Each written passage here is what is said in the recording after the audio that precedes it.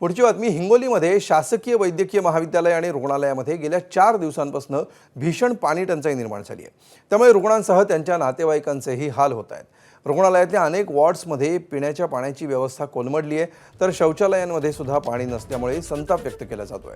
विशेष म्हणजे गेल्या अनेक दिवसांपासून सामाजिक कार्यकर्त्यांकडून रुग्णालय प्रशासनाला पाणी पुरवठा सुरळीत करण्याची मागणी करण्यात येते आहे, मात्र प्रशासनाकडून केवळ आश्वासनांपलीकडे कोणतीही ठोस उपाययोजना करण्यात आलीच नसल्याचा आरोप होतोय। आढावा घेतलाय आमचे प्रतिनिधी माधव दिपके यांनी।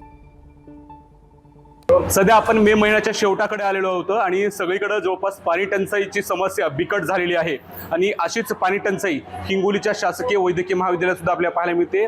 रुग्णांना वॉशरूमला जायचं झालं तर अजिबात पाणी नाहीये। जवळपास सर्व वॉशरूमची अवस्था अत्यंत घाण झालेली आहे। रुग्णांना वॉशरूममध्ये प्रवेश करणं सुद्धा कठीण झालेलं आहे।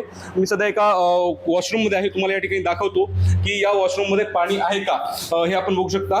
पूर्णपणे ठणठणाट झालेलं आहे, पाणीच नाही। आपण या बेसिनचं जनरली आपण बघूया, आपण हे बघा इथे पाणीच नाहीये, पूर्णपणे कोरडे ठाक नळ आहेत, पाणीच मिळत नाही। त्यामुळे रुग्णांनी वॉशरूमला जायचं कुठं असा प्रश्न निर्माण झालेला आहे। ही अवस्था याच वॉशरूमची एक त्रास नाहीये, या शासकीय वैद्यकीय महाविद्यालयात जे काही वॉशरूम आहेत त्या सर्व वॉशरूमची अशीच परिस्थिती आहे। सामाजिक कार्यकर्ते आपल्यासोबत, त्यांना आपण विचारूया।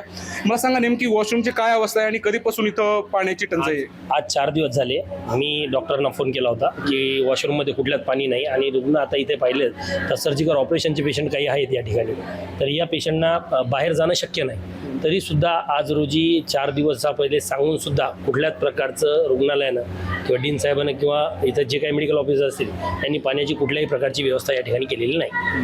बरं, बहुतांश वॉशरूम अत्यंत घाण झालेले दिसत आहेत, प्रवेश करणं सुद्धा कठीण झाले। पाणी नसल्यावर काय करणार सर? रुग्ण कुठं जाणार? कारण की यांना चालता येणार नाही, का ऑपरेट झालेला पेशंट आहे त्याला पर्याय नाही ना। आता पेशंट तुमच्या समोर धारण्याचे ऑपरेशन झालेले आहेत, काही अपेंडिक्स आहेत, त्या लोकांना चालता येणार नाही, मग ते वॉशरूमला जातील कुठं? मग त्यांना इथंच बसावं लागतं, नाईलाज असतो, लावून घेत आहेत ते।